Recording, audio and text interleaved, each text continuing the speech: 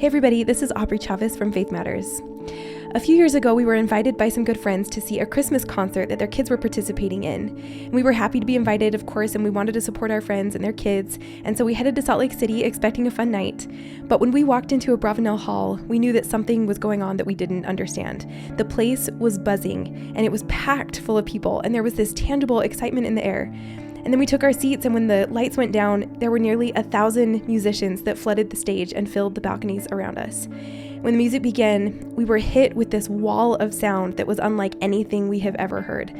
The quality of the instrumentation, the singing, and the arrangement was so incredible. And by the time that the concert was over, it really felt like everyone in attendance had been profoundly moved. That was our first introduction to millennial choirs and orchestras, known as MCO. This was founded in 2007 by Brett and Brandon Stewart and is now home to over 4,000 musicians in 5 different chapters.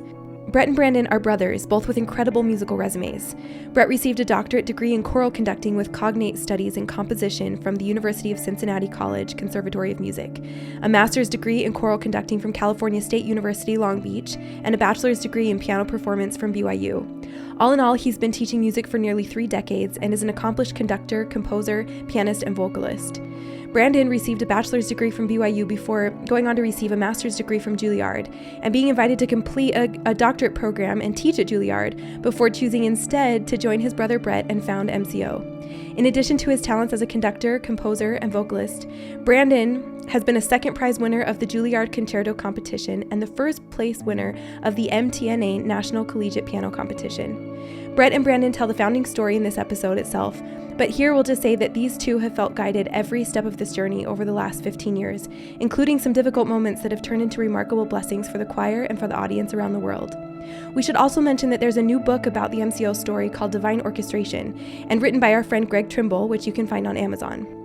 We're releasing this episode this week because over the next few weeks, MCO will be conducting its Christmas concert series with concerts in Utah, Arizona, California, Texas, and Idaho. You can still find tickets to these concerts, and we can promise that you will not be disappointed. To get those tickets, you can head to millennial.org or just Google Millennial Choirs and Orchestras. We are so grateful to Brett and Brandon for coming on and for sharing this inspiring story, along with some of their music, which you'll hear in the middle of this episode. Thanks so much for listening, and with that, we'll jump right into the conversation. Okay, Brett and Brandon Stewart, thank you guys so much for joining us on the podcast. Yeah, thanks for having us here. Excited to be here. It's our pleasure. And I thought maybe one place to start, which I think is fairly natural, is with your backgrounds. We're going to talk a lot about MCO and what you're doing now, but we'd love to hear personally about your backgrounds, how you came to be where you are, especially musically. And maybe, Brett, could we start with you? Yes. How far back do you want me to go? Let's go all the way back. Your first musical memory. Yeah. My first musical memory was making up a song in the bathtub. So really? Are you serious? I called the name of it. Brandon knows the name. Come on. My gosh. The boat shells? The boat shells. Oh my goodness. We don't know what boat shells are, but apparently you can find them at the bottom of the sea. Could you this You is don't something wanna you hear okay, this song. okay. But you remember it. I was probably 4 or 5 years old. That's incredible. And just making up songs in the tub. So yeah, I mean, music was a part of our life since we were young. Our parents were both very musical. In fact, they met in college working on a church road show together. Wow. So that's how they met and writing the music for it. So they both kind of just introduced at an early age to all of us music in the home. We all sang harmonies. We would stand around the piano as dad would play or mom would play, and they'd teach us harmonies. That was how our family evenings were spent together, and a lot of that going on. Our dad played in a band. So what kind of band? Like a rock band. Oh wow. Yeah, he was a keyboardist, and he played a lot of instruments, but he was mostly a keyboardist and a vocalist, and so he played in a band. And that's Aubrey's dad too, keyboard and vocals. Yep. Cool. Yeah, so that's what he did, and then and our mom taught piano lessons and everything. So anyway, and then just was always a part of our growing up. We got into classical piano lessons, and that's where kind of I think the shift went into the more classical, the love of classical music. I remember hearing my first big classical piece was Tchaikovsky's First Piano Concerto, and I just was like this smitten little boy that was just like, what is this going on? And fell in love with it. And anyway, so then that music started to kind of enter our repertoire in our heads, and I think that was kind of pivotal for the future composing we would do. Just symphonies, concertos, all these types of things in your head. This music's a part of you, and so we would draw from that. So anyway, that's kind of how we grew up. What am I missing? You got it. That was it. Then we both of us ended up, our mom did a little children's singing group, small, maybe 30 kids or whatever. And so we would both do solos and things in that. And then we both joined the high school choir. And by the way, our Warden stake, or our stake, was huge into music, Huntington Beach, California. Big, huge Broadway productions every few years, 4th of July productions every year, Christmas things every year. And these aren't just little firesides. These are full-blown productions. Yeah. And so we grew up doing that, singing, dancing, all of that. And then we both joined, we're 4 years apart, but we joined high school choir following our older sister's lead. And that's where we both, I think, got smitten with the choral bug. Very cool. Wow. Which parts did you guys sing? I was tenor. I was baritone. Okay. Bass. Cool. Yeah. Me too. It's a good part. Yeah. Yeah. And then just we tell what we did for education, for college from there. Yeah. So we both decided to make music our at least college careers. We didn't know for sure if it's what we wanted to do with our life work, but we went to BYU as undergrads, separate times, of course, as we were different ages, but studied piano performance and vocal performance at BYU and sang in the choirs at BYU and just had an amazing experience there. Just loved it there. And then we actually were there for 1 year together. 1 year. We overlapped. Yeah. A little bit. I was off my mission and recently married. He was before his mission and we overlapped. And so Abravanel Hall, who was the conductor of the concert choir there, had us, she'd purposely choose these things that required two pianists on the same piano, and she would have Brandon and me on there. Oh, that's so cool. She called us Tweedledee and Tweedledum. So we would knock each other, and yeah. And so we had some cool experiences there, but and I actually did know since I was in high school, I always wanted to be a college choir director. Since probably about my junior year of high school, I realized I was doing a lot of conducting. We were both assistant or student conductors in high school. We were conducting church choirs, as teenagers. And so it was something that I knew I wanted to do. Wow. I think you probably were heavily piano focused and maybe thinking that could be a possibility. Yeah, I was thinking that could be a possibility. And then we both decided to go on our own paths. Brett went to get his master's degree at Cal State Long Beach and then his doctorate degree at Cincinnati Conservatory. And I went to get my master's degree at Juilliard. And mine were all in my postgraduate degrees were all conducting, choral conducting. His were piano. And so that's what brings us to the beginning of MCO, because it was during my first year at Juilliard and Brett's final year at Cincinnati Conservatory that Brett called me one day and said, "Brandon, okay, I had this crazy idea." And he presented to me this dream that he had. I'll let him tell you about this dream that he had. A literal dream. A literal dream. Okay. Yeah. Let's hear it. Let's hear it, Brett. Yeah. And I have to preface this by saying that I know that it sounds crazy. So I already know that. Unless you know MCO, then anything you say is it happens. It's easy to tell the story now that MCO has come to fruition, because in the early years to say I had a dream, just that phrase is cliched to begin with and reverent and sacred, in many respects. So I would avoid it. I would tell just select groups and whatever. But and of course Brandon knew. So as I went through my doctorate program in Cincinnati, we had 3 kids. We were having our 4th. I'm seeing this family of mine grow. I'm watching these professors that I'm studying with, and I just remember thinking, I'm going to be tied down. I don't know that I want to do this. And I have a great respect for all my mentors and for that post, that job. But I just realized I don't know that this is going to be for me. I was worried about my deep love for sacred music and the kind of the way the world was going. I was worried about the politics of what will things be censored? Will I not be able to, it's huge for me to kind of express my own testimony and my own beliefs through the music. And so I thought, I don't know that this is going to work. I could be, you're going to get a job in whatever college in the United States. I'll be in some, the middle of who knows what state out there. And it just started to really scare me. So the first time in my life, I was really wondering. I started thinking about every possible option. I started looking. I had considered film score, and the USC has a good film score program, and with a lot of apprentice opportunities there in Hollywood and stuff. And I had considered that before and didn't do it. And so I started to consider that again and started to look into that and make some phone calls. And I was kind of putting my tentacles out there, and it started to really freak me out. I started to pray really hard. What am I supposed to be doing with my life? did that for several months and was at the kind of a point of desperation, and my wife basically, supportive, but going, yeah, you're going to graduate and what are we going to do? Right. So I went to bed one night after praying pretty hard, and I had a very vivid dream that night about starting up a choir. Interestingly enough, the name of the choir, the location, everything was in the dream. It was Orange County Mormon Choral Organization. And I remember waking up, having kind of this whole thing laid out before me and just in disbelief. And I knew there's dreams where you dream and go, did I dream? Did I? And there's dreams where you wake up and go, darn it, that's the answer. Yeah. You just gave me an answer, and it sort of floors you. So the problem with that was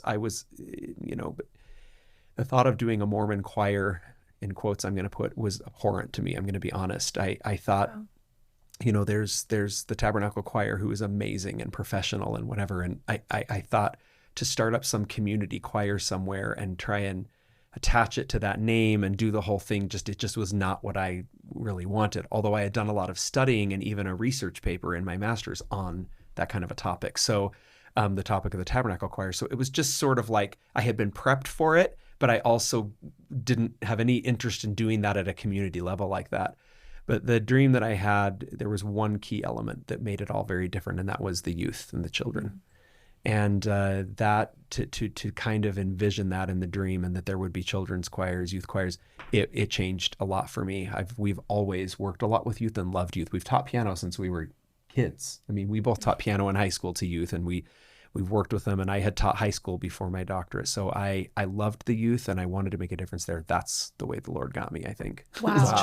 It's going to be youth focused heavily, but also the element of an adult choir, orchestra, the whole thing. Yeah. And then just spinning off from there, it all just kind of came to fruition. I called Brandon. How soon did you call Brandon after you? It must have been Got the within dream. days, right? Yeah. I'd like to think it was that very morning, but I think I was a little bit nervous, like, what am I going to do? Like, Were you guys still Yeah. pretty close at that point? You were Oh, yeah. we doing talked all the time. okay. Yeah, we talked all the time. So him calling me was just normal. And Yeah. he's like, okay, I have this crazy idea. I had just been, I think this was before, I had just taken my family from Cincinnati to stay in his small apartment for Thanksgiving, cool. in Yeah. Manhattan. So we're always in communication, but I just, I do remember feeling really hesitant and how's this all going to work? In fact, the first thing that I did is said to my wife, we're both from Huntington Beach, California, from Orange County. And our parents lived right in the same ward there and still do. And her parents had been talking about going on a mission. And I said to my wife, the only way we can make this work is to live at their home. So it's probably a good time for them to go on a mission. They've been talking about it. So I literally called up my in-laws and said, you need to go on a mission. Oh my gosh. It's time. And I told them my idea, and they were super, of course, supportive. Wow. They said, yeah, Wow. we're thinking about it anyway. And so that's how I got started, was in their home and able to make it work, starting this thing from ground up. So there was a lot of scary things. I may still have a piece of paper where I was just sketching out, like, could I make ends meet? Yeah, that's the question. Putting down, like, well, here's how much I would charge for kids' tuition, and here's, in this choir, and I'm trying to see if I could even make ends meet. And then also to bring somebody else in, and could we make ends meet for him and his family? I knew I had a year ahead of him, because he was a year behind for his master's. Yeah. He had another year to go, and I was going to be finished. So I had to build that thing within a year enough to support both of us. Of course, as all this is in my thinking. So I call him and tell him where you were. Yeah, so yeah, I was just walking back from Juilliard from classes or whatever, and I was standing on the steps of my New York City apartment, and I had a lot of conversations there just because, I would stop outside and enjoy it. So he was telling me this idea, and I'm like, yeah, 100%. This sounds like an amazing idea, and Really? let's do it. And he said, I know I can't do it with just myself. Like, this has to be a team effort. And so I said, yeah. Well, the thing for me and Brandon both is when we do something, we do it big. It's Yeah. just the way we go. Yeah. So if the two of us, when we were in high school, wanted to put on a little piano recital, we didn't just put on a piano recital. We rented the auditorium at the college or the theater, the big, the whatever. And we invited everyone that we knew, and we made it a production. Wow. And so it's just kind of the way that we go. So I knew I couldn't do what it needed to be. It couldn't start small and be this rinky-dink homespun choir. It needed to be a big deal from day one. And so I just said, I can't, this has to be a Stewart Brothers thing. Yeah, so Wow. I remember after that first year of grad school at Juilliard, Heather and I subletted our apartment, moved back to California. Brett and I did auditions all that summer. We got things going. I did as much work as I could administration wise from Juilliard in between classes and teaching while he was on the ground. I flew back for the concerts. We did our first concert in Segerstrom Concert Hall, this big, gorgeous concert hall in Southern California. Again, starting big. We didn't want to do it in some local theater. We wanted it to be very pristine and powerful for the community.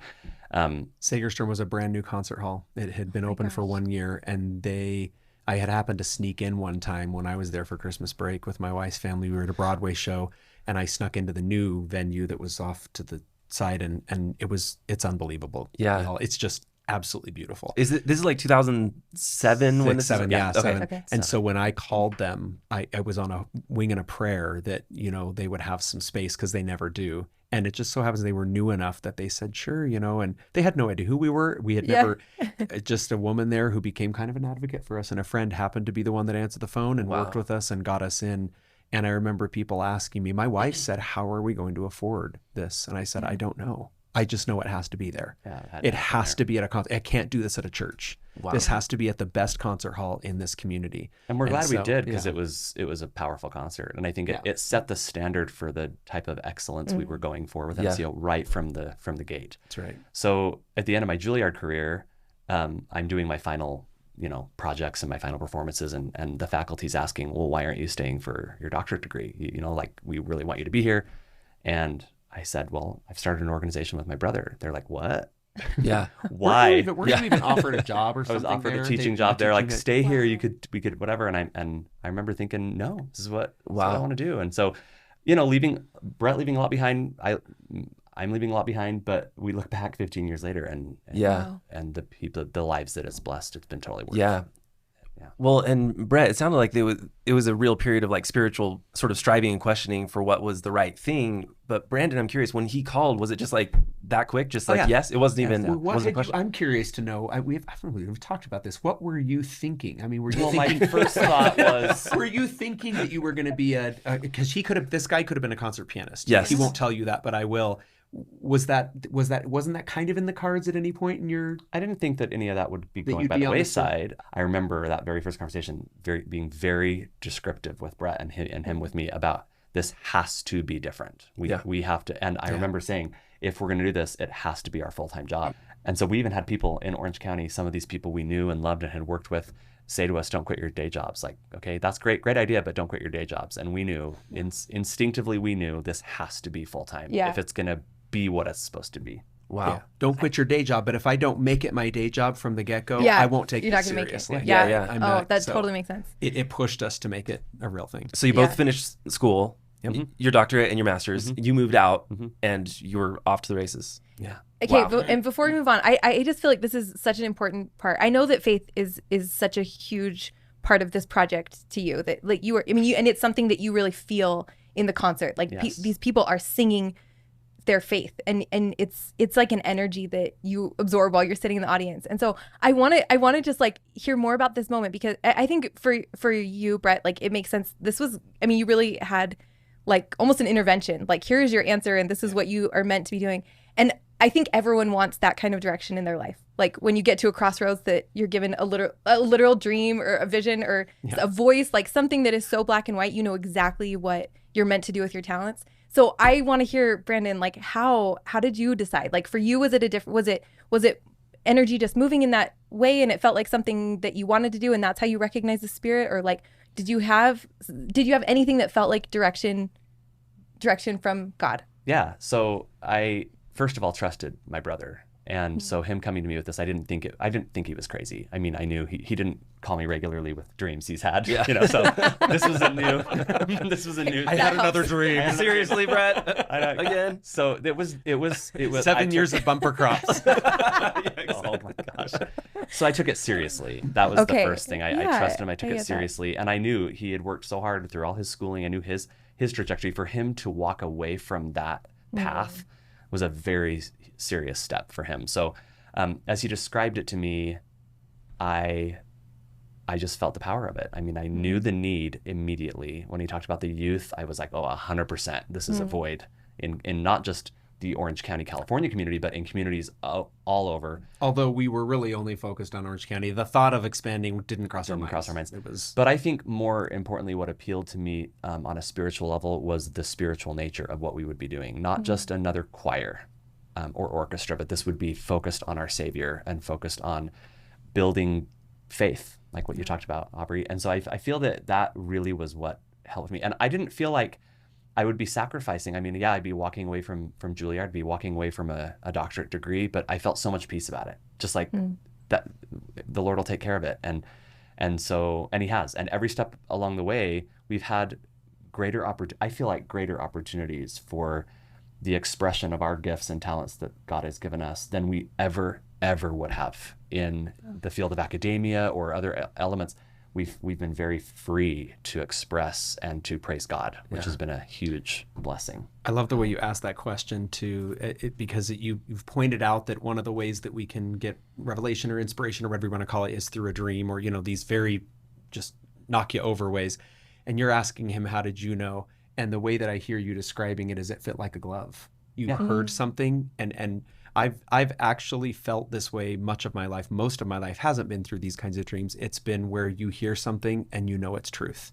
Yeah. It fits like a glove. I love that. People will ask, sometimes, or, youth that we work with, well, how do you know, or whatever. And it's like, there is something about truth that just is truth. And you know it when you hear it. And there is no pomp and circumstance to that. It just, and that's, I feel like what he heard it and went, and that is right. So. Oh, I love that so much. I think people will resonate with that. I totally understand that feeling. It's like it's almost just this experience of no resistance. It's like you're just flowing that way, and like it's harder to explain why. And when my Juilliard professors were asking me like, "What are you doing?" Yeah, you sound crazy. And I could hear it coming out of my mouth, and it sounded like this lame reason to leave this great school, but it felt so peaceful. So I just knew, okay, if I'm able to talk about it with these guys and be comfortable, then it's good. Yeah. Oh my gosh. So, could you talk maybe briefly, because we want to talk about a lot of the principles around MCO, but like maybe take us just briefly where it's at now, because it's really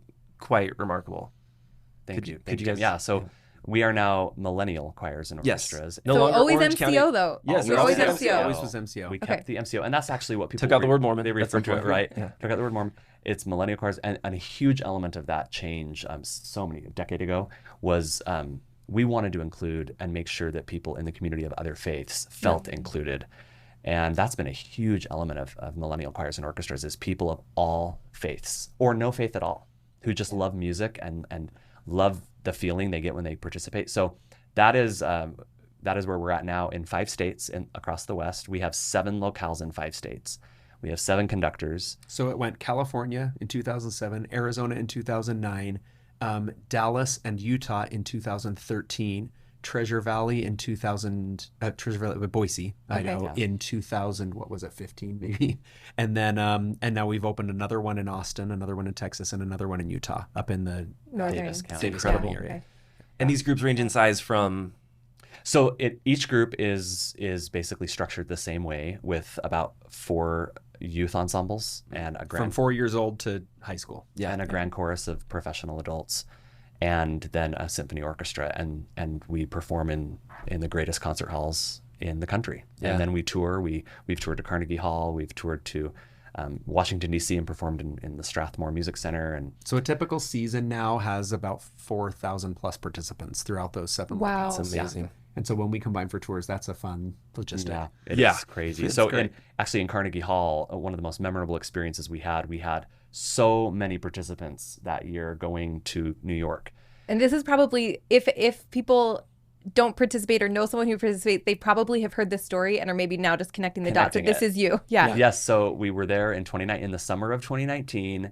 And we had to split into 3 casts. 3 casts, 3 performances in Carnegie Hall. And Carnegie Hall was amazing to work with, very patient with our crazy numbers. Yeah. And we were lining up behind Carnegie in the streets because there's not enough space to line kids up. Yeah. It's just tight.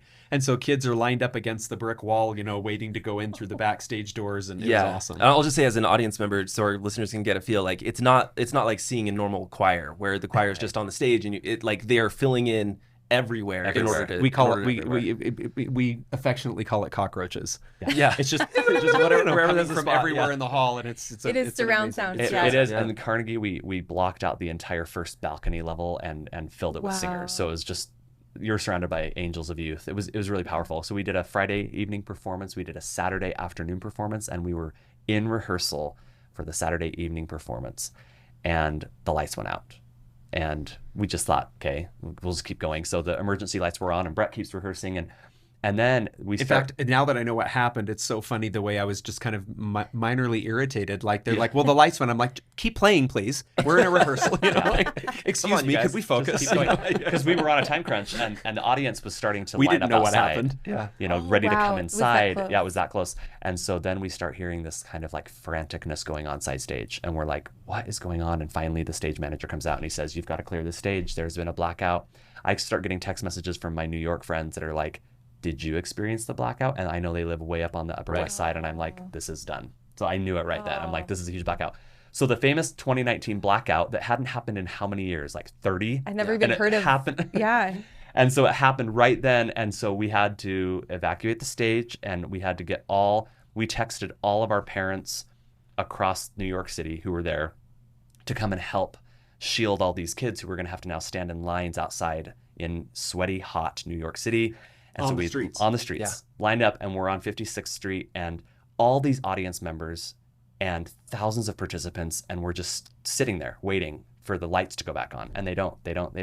And finally, people start requesting to sing, and so we start this, and Brett and I are bummed. We're like, we don't want to sing this. Come on, like we're gonna get back in there. We still had hopes. There were some Yeah. great conductors on our team that just jumped into gear, and I was just like, it was like this immediate depression. Like I walked out that backstage door into the streets and saw all these people who had spent, I calculated a collective millions of dollars. You know, if you Yeah. went through every family, and So your weddings- sadness was for them, you're saying? Oh yeah, weddings postponed, mission farewells and things postponed, and family reunions planned around this, and just thing after thing after thing, thousands of households. And I just walked out on that street, and I was just like, I remember somebody, it was Corey. Corey was up directing, and there was some kids over being, against a wall being protected, and they start singing a song that involves everybody. And Corey stands on a chair, and he's conducting the adults in the street, and he kind of looks over at me and goes, Brett. And I kind of looked up, he goes, the kids. And I went and I snapped into gear, Wow. went right over, and that kind of drew me out of it. But I just, the thought was definitely, this is on us. Like, this is on our shoulders, that we've brought them all out here. And So we gathered them all, and they came, and we started singing the songs that we would have in our concert right there. The orchestra players started playing what we could from memory. Jenny Oaks Baker was there. She plows her way through and to get up close to me when I was standing up there doing I Stand All Amazed. She starts playing on her violin, and you have thousands of audience members, and now thousands of New Yorkers, because you can hear it just reverberating through the entire And the street. reason I knew they weren't all audience members is because you had like beer cans in the air, waving, and like people up in And the windows. I up remember in seeing the the open windows, windows. and people filming and stuff, and just people just taking this in, that you knew were not dressed to walk into our concert that night. They were So it just just off started the going streets. wild on social media, and people started going, what is going on? We were singing I Believe in Christ, I Stand All Amazed, Nearer My God to Thee, all these things, and they were just flooding, and New Yorkers were commenting on the power that they felt, and the peace they felt in New York City. And so it ended up being that our third concert was outside Carnegie Hall. Yeah. Yes. And it actually was the most talked about of all the concerts. And our friend Greg Trimble, who wrote the book literally on MCO, says that, so he took a video of this and put it on social media. Yes. Racked up millions of views, but not only that, it was picked up by news channels. Yes. And all kinds of media. And I know Greg estimates that it's been seen over 100 million times now, which is just incredible. 2 months earlier, or 3 or 4 months earlier, I forget when it was, Brandon and I were doing a tour through Carnegie, kind of doing prep work, right? We had flown out there to do that, and he just said to me, I don't know if it was right there in the hall or back at the hotel that night or whatever, but maybe it was right there. He said, I stood there in an empty hall looking out over the audience, and he said, I had this distinct impression. Again, whenever this happens, we believe each other and we trust each other, because it doesn't happen that often. So we're telling you the big stories right now that just over the 15 years of doing this just don't happen that often. He said, I had the distinct impression that we should be singing "I Believe in Christ" in this concert. And I said, okay, that's a huge Tabernacle Choir standard, and my mentor Mac Wilberg arranged it and just loved the piece, and we've done it in our local concerts. I'm like, okay, we'll do it, and he wanted to involve the youth and everything. Didn't question it. We added it to the program. That happens to be the one that went the most viral.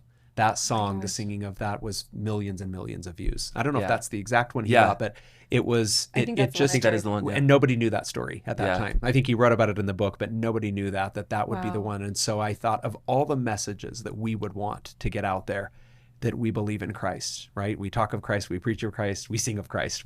This is the message we would want for anybody who peers into kind of the doors of MCO. What are you about? We sing of Christ. Yeah. So it was pretty cool. Wow. That's such an amazing story. So I have a question that's probably, I think it's probably going to be related to what you just said, but anyone that goes to an MCO concert will just be immediately blown away by the level of energy and commitment. I don't even know what the word is, but just it's like electricity the in the air. that these people sing with and that the musicians play with. How do you teach that? How do you inspire that? Why are the participants putting their whole souls into it? I think that the music is the first thing that inspires it. The music itself does it. So that's, I think, the kind of the bedrock of getting that. And then from there, it's kind of how our conducting team just is. Well, it started with Brandon and me. And the first year it was me on the ground rehearsing, and then Brandon came in, and we're so much alike in that way in front of a choir. In our energy, we're a lot different. We're very different people, but there's things that are similar. Our energy comes from genetics, and it's that way. But it also comes from mentors that we've had. So people have asked this question a lot: How do you get that energy and that passion? In fact, it might be one of our other conductors, Corey Mendenhall, might have coined this, but we always say diction, passion, testimony. Those three things are what you need to convey. Diction, obviously, so people can hear what you're saying, but passion and testimony. Passion's a huge part about what we do, because a lot of times choirs are lifeless. They're staring, and it's one of the reasons we memorize everything we ever do. The staring into a folder, you just don't connect very well with it with a broad audience. And we wanted to connect with a broad audience, the kind that don't necessarily go see Mozart Requiem on a weekend, that are coming and sitting there. So we, from the very beginning, just conducted and did rehearsals with a lot of passion. We have it's a dog and pony show. We are up there sweating, and it is 7 hours of intense rehearsing and spiritual messages. And, it's this revival experience, I feel like, every single week. And so as we've had conductors join our team, we've purposely chosen people that have that type of personality and that type of drive and passion as well. And I think that's... I think also our mentors were very big on never giving a boring performance, just always doing something to... Or a boring rehearsal. Captivate your audience so that it's... And we love this art. We love sacred music. We love classical music. We love what it does. We love the music of the motion pictures, that genre, and we don't want it to die. And I think that's probably part of the passion driving it is we see that it doesn't have as much, people don't have as much patience for it as much these days. And so we're trying to make it as interesting as we can, which there's so much to be had. There's so much interest to be had in it, but we also see that it can be sleepy and boring and slow and kind of monotonous. And we want to bring as much life to it as we can. So you mentioned the music. So one of our former conductors who's now at BYU, Brent Wells, I remember when he coined the phrase or the term journey piece. He would say, we said, we were talking about an upcoming program and we're going to do an arrangement of this hymn. And he said, will this be a standard arrangement or is this a journey piece? Meaning he knew that the Stewart brothers composed or arranged these pieces that took you on this journey. And I think that in and of itself, it's a storyboard in people's minds set to music. Yes. It's a movie score in their minds, and the way we try to compose takes them on this whole journey. And that drives passion right there. Totally. Well, can I ask, so has Mac Wilberg been a mentor to both of you, or? primarily He primarily was, to you. So I feel like maybe is he sort of the godfather of journey piece music in Mormonism? I fell in love with the choral arrangement kind of genre because of his arrangement. Yes, I The feel way like he writes a counter melody or weaves in. I mean, the man is brilliant. yeah. And so, and I'm only one of thousands who he affected in that way, right? Yeah, So, yeah. I mean, speaking of it just from a more layperson's perspective, like I feel like those Mac Wilberg arrangements were the first ones where I was hearing like music that I heard at church arranged as a film score Yeah. or whatever. It's just really Come thou fount of powerful every and- blessing. Yes, Probably Yeah. the biggest Exactly. one it just takes you on a journey from the moment it begins with just those women singing a cappella and then just weaves in the tapestry of the orchestra and then the men and the whole thing and builds to this climactic ending. Yeah. With Incredible. people don't even realize what's going on behind the scenes in that arrangement with the fiddle like violin playing and stuff. He wrote a score to a boring old hymn Yeah. Yeah. and turned it into this It's like an masterpiece. experience. Yeah. Yeah. Okay, I want to play one of your journey pieces, but before we move on from this idea, what can we do in our own congregations? And I actually feel like just being exposed to this kind of music helps me value what we do on Sunday. Like I bring that with me to church now, and when I hear songs that you've arranged or that Mac Wilberg has arranged, I appreciate it when I hear it because that's now part of the experience of the hymn. But I feel like sometimes when we show up on Sunday and we're trying to worship through music, like what comes out of our mouths sounds a lot like a dirge, and it's like very slow, and like I can't stop yawning, and like what is there to do when like you have very little control over the actual arrangement that you're going to sing at church, and you have no control over the energy that's happening in the front of the room. So any advice for Well, like I'm a the congregation? organist, so that's Oh, probably except that in probably is our on organ- me actually. I was going to say it's all about the organist. I won't go there now that I know that. No, this is huge for us because a lot of people that see MCO now don't realize that this was one of the big mission and purposes. We have part of our mission and purpose, which has never changed. But one of the big missions at the very, very beginning was it was meant to make better or influence in some way local congregational choirs and singing. Wow. So that was actually part of our original mission statement. It was, and not just LDS, but in all churches, it was this philosophy that traditional church music, hymn singing, stuff like that was kind of going by the wayside. It was being replaced by rock bands and different things, praise bands, which have obviously their place. But we just hated to see that it was kind of the baby out with the bathwater. Why are we getting rid of some of the traditional choral singing and anyway, so that was a huge part about it, and it does. I mean, if we can be just honest, it struggles in the locales of the church, no matter what ward or stake you walk into. If you don't have some musically inclined and some brave people willing to try some things and do some things, it can become a dirge week after week. I do try to keep it up tempo at least. He does. Yeah. He's very good about not letting us drop below the recommended beat. Yeah, exactly. I mean, I will have, it just depends. I mean, some, like my particular ward, I love it because people sing. I don't know if it's a Really? Texas thing, but they just sing. And so I'll be on the organ often, or if I'm in the congregation, and you just hear people using their voices. And it doesn't matter what their voice is or how it sounds. That to me, and here I am, I'm obviously a trained musician who's gone into this. I have degrees in this, and I've gone into this as my career, and I deal with the best of the best every week. And then I walk in and I am just touched just hearing people sing, And I think I could go on for hours, but I think in the church sometimes we get this idea that reverence is quiet, that reverence is soft, that reverence is meek, and or that meek is quiet and meek is soft, right? Mm-hmm. And I think, no. Everything I read about in scripture that talks about music is actually loud and boisterous. And I mean, you think about just the words that they use, the multitude of heavenly hosts or numberless concourses of angels in the attitude of singing and praising their God. I don't think numberless concourses of angels would be singing pianissimo. Yeah. I think that we get the idea that everything needs to be soft because there's a sacrament table there, and we don't have music in the temples and stuff. Although when I was in charge of music for the Newport Beach Temple dedication, one of the greatest things was singing the Hosanna anthem and Spirit of God in the celestial room before it was dedicated. I thought someday I could see this returning where we are singing in these spaces post dedication. So I'm a huge advocate. It doesn't have to be loud. In fact, one of the pieces you want to play that you love is most of it is soft. Yeah. but I love the variety. I love that those different volumes and that those different tempos and stuff, they bring out different emotions in us and they open kind of conduits for different ways for the Spirit to reach us, if you will. Yeah. So anyway, I'm very passionate I love about this. that. If people would just sing, it would correct a lot And that's of the something problem. everybody can do. Like, I love that because that's totally in our control. Like, Yep. we can open the hymn book and sing and be part of this new like culture of the ward. Yeah.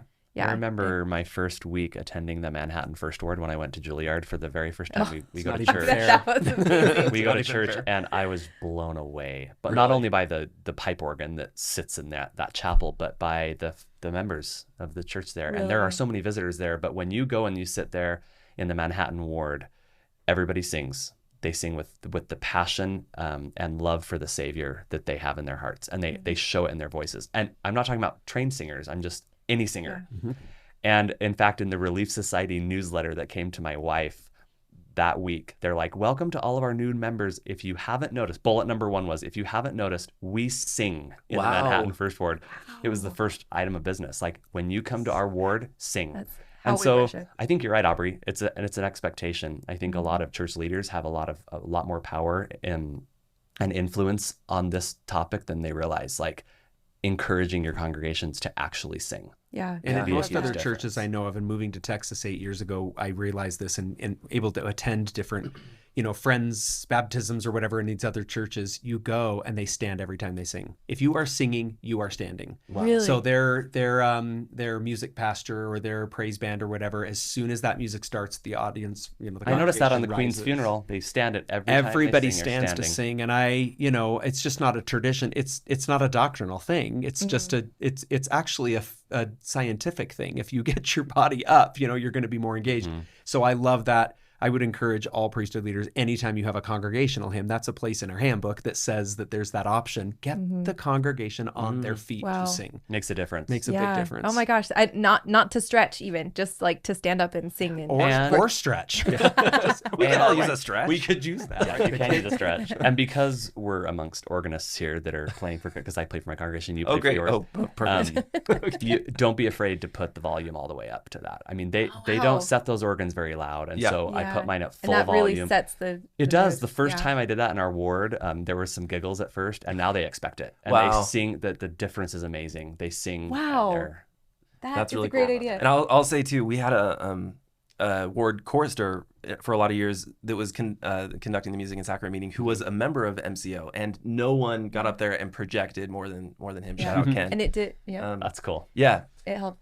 I was going to just tell you, I have a good friend who's evangelical, and she told me once that when she and her husband got married and they were choosing a church, that they had kind of settled on this mega church that had a serious band and it kind of looked like a concert. And she's like, I actually felt kind of uncomfortable because she grew up in a church where they did sacred hymns and it was quiet. And she said that day that they were there, the pastor happened to get up and say, I just want to make a note to the congregation that like, this looks like a concert, but this is not for you. Like, we are all part of this worship service for God, and you standing up and holding your hands out and singing with us is part of our concert for God. And that stayed with me. Like, we're not singing to be entertained or, it's our way to show God that we're praying. Yeah, and I would say too. I mean, we talk a lot about loud, but if you're going to have it be soft, make it intentional. Mm-hmm. Like, there's an intention. There's a purpose for loud. There's a place for loud. There's a place for soft.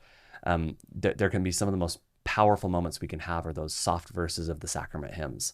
And some of the most powerful experiences we can have are when we're standing and singing our big restoration we'll hymns. shout. Yeah. Yeah. It's- I love that. There's variety. And I think Yeah. that's There's a what lot But to loud- be passion can learned. always be there. Yeah. I was going to say, Aubrey, there's a lot to be learned from other denominations and the way they're doing it. And it doesn't we don't have to change the genre or the style, but just the intention. Yes. That word being Yeah. intentional about it. I love how intentional, and Yeah. there's a lot to be learned from Yeah. their style. Yeah. That's beautiful. Okay, let's play.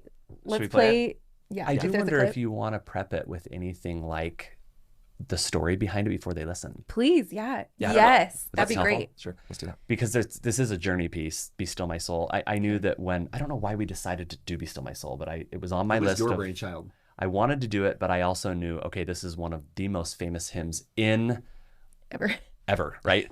And so many people's favorite. And so many people's favorite. And so I was like, okay, I got to be very careful with this one. I don't want it to just be another Be Still My Soul, because there's so many of them. I wanted it to tell a story. And so for some reason, I thought of an angel comforting people on earth, like how we have ministering angels, or whether they are people in our lives or whether they're literally from beyond the veil.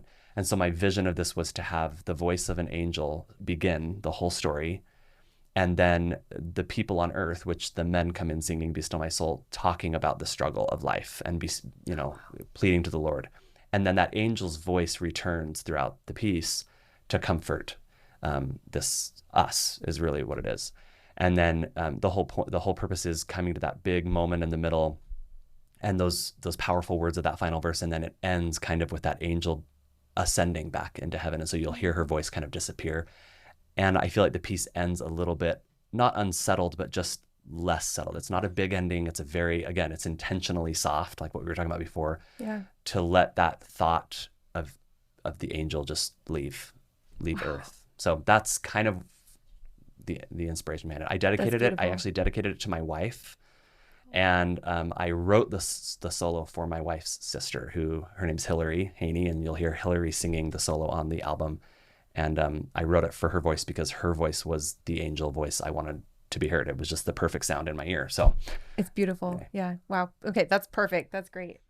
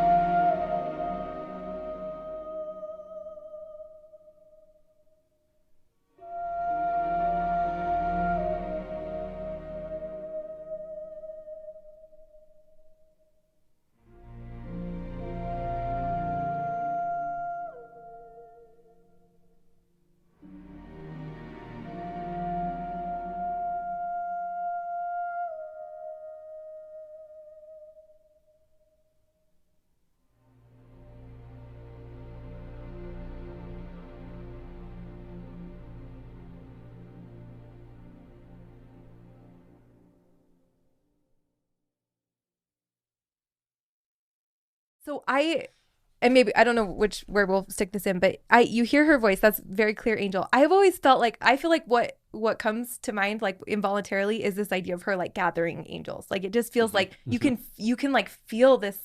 I don't know how you do it, but it feels like there's a heaven side and there's an earth side, and you can feel that there's support. Like it's powerful. So I'm glad that you captured that, because in the middle, when the men sing that really low, that it's this mournful sound, and then it comes into the angels gathering her angels.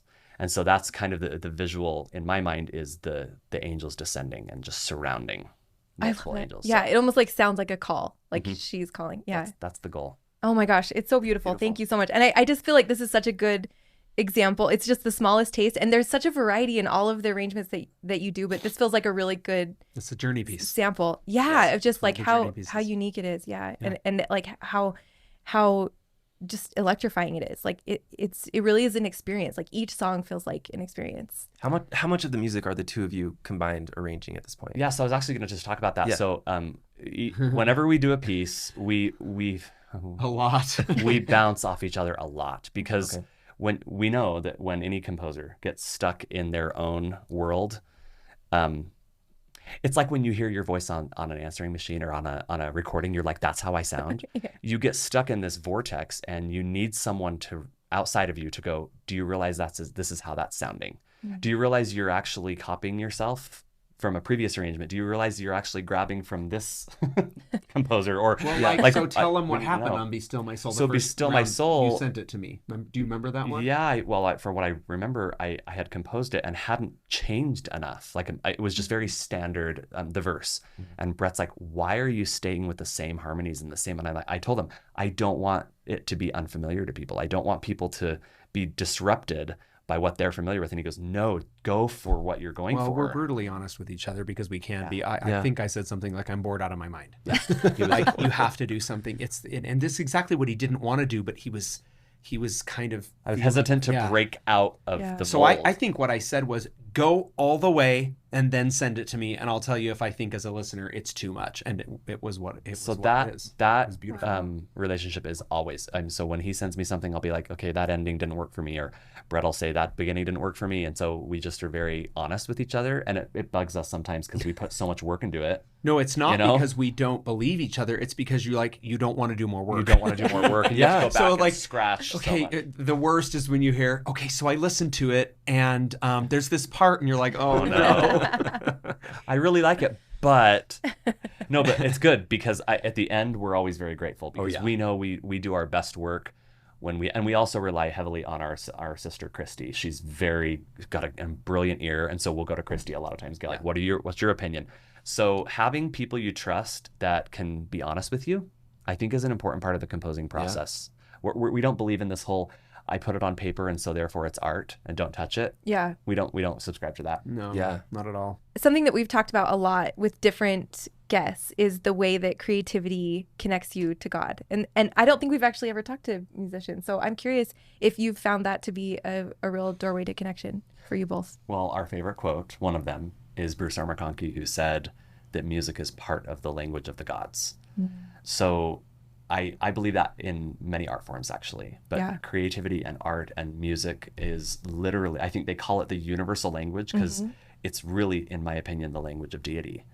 And we tell our participants a lot that we don't know of many things that we will be doing on the other side, but one thing that is written all throughout the scriptures is the singing. There is music on the other side. Choirs of angels. We know that that's there. And so we're doing a very eternal thing when we sing. And so, I think that's... I also say a lot to parents when we're describing what is it about this music that's getting to the youth? And it's not just the youth, it's adults too, but there is something about music that pierces through every layer and goes straight to the heart. And it almost provides this like tube, for the spirit. It's like a what is it? IV. Oh, An IV. Yeah. That's what it is. Spirit Sorry, IV. I'm like, It is. it is an IV. Yeah. That somehow allows, you know, the music to go, the testimony to go straight to the spirit, I should say.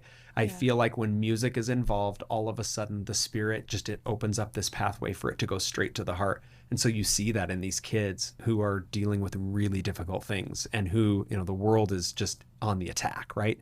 And all of a sudden they walk into a rehearsal or a performance and they're singing these things, and it's just like it just opened everything up. Something about the arts does that. You know, I've noticed it in, I can't even draw a stick figure. So when I go to any place my wife and I travel or go for anything, we'll try to find a little art place. We love to just look at art, you know, just art that you can't afford, that is beautiful on the wall, you know, and go, oh, wish I could have that in my home.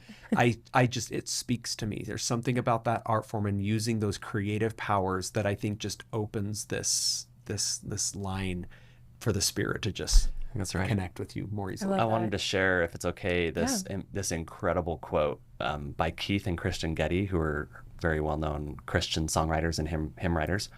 And they said, singing is not merely a happy byproduct of God's real intent of making us creatures who can speak. It is something we're designed to be able to do. And they talk about how the voice box is developed at the 12-week mark in a child in the womb, and how every human is designed not just to be able to speak, but to be able to sing. And then they said, God has formed our hearts to be moved with depth of feeling and a whole range of emotion as the melody carried truths of who God is and whose we are sink in. And I think it's the melody carried truths. So when you pair the art of music and sacred music and you put it with true doctrine of who we are and who God is, there is just, and we see it in the hearts of youth and adults all over. It's the same reason we're talking about sacred music, but it's the same reason that pop singers are the most famous people on the earth. There is a reason that there's such a fame that comes with it and such a draw. Music speaks to people in good ways and bad ways. Music just speaks. It gets to the emotions when you can add spirit to that. So it's been miraculous to kind of show, it's not the only way, but to show one way that music can be a force for good for them. And again, just pierce their hearts with testimony. And we've been known to do like a good country Christian song or a good, Okay, we're not like so snobby that we only do, you know, but we try to keep it within an uplifting. And But we won't be performing arrangements of Black Sabbath or, you know, it's just, you know, there's a place for everything. And the other thing that I always say is there's so much of the other stuff out there that you can get it literally anywhere for free. We're trying to give them something they're not finding just anywhere. And that's kind of our mission. Yeah. So Thank you so much. That's absolutely been our experience with MCO over the years. So we're grateful to you both, like personally and for what you're doing, what you're putting out in the world. Is there anything that we missed really that you want to add before we wrap up? I thought this was a kind of a fun way to end because we started Oh, with please. this. Yes. Years after MCO started, I'll actually look how many years here it was when it was actually given. Oh, of course, it's not going to be on here. Richard G. Scott gave a talk, and he gave it in General Conference, and it was all about ways that we can receive revelation. And he said, and there I was just sitting there listening to it. I hadn't given much thought. We were very busy in our careers with MCO.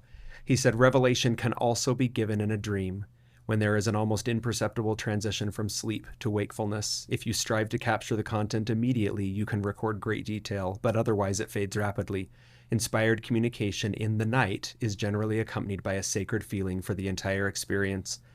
The Lord uses individuals for whom we have great respect to teach us truths in a dream because we trust them and will listen to their counsel. So what I didn't mention earlier is that in that dream, it was my high school choir teacher who said in my dream, you know what you're supposed to do. Now do it, basically. You know, Brett, what you're supposed to do. So when I read that, I mean, I'm listening to it going, yeah, that was kind of my experience when he said, oftentimes there will be someone that you trust. I just was like, wow. Just it was actually at a time probably, you know, you go through the years in MCO of like, are we doing enough? Have we done enough? Should we go in a different direction? Are we, you know, you do this because you just go, it becomes mundane, you know, being on our side of it with the minutia and the admin and all of it. It was probably one of those times because I remember feeling rejuvenated, like, no, we are doing what the Lord wanted us to do. And I'm very blessed to be these goofy brothers that he trusted to just do this really great thing. Yeah. He's super blessed. It's Wow. it's really inspiring. I mean, my probably biggest takeaway just talking to you guys is like a desire to sort of find more about my talents and the way I can use them to do good in the world. Because you guys are living that so much. So Yeah. thank you for your Thank you so much. for everything. Yeah, it's fun. All right, thanks so much for listening, and a huge thanks to Brett and Brandon for coming on and for their inspiring work with millennial choirs and orchestras. And again, if you would like to buy tickets to their upcoming Christmas concerts, you can head to millennial.org. And if Faith Matters content is resonating with you and you get the chance, we would love for you to leave us a review on Apple Podcasts or whatever platform you listen on.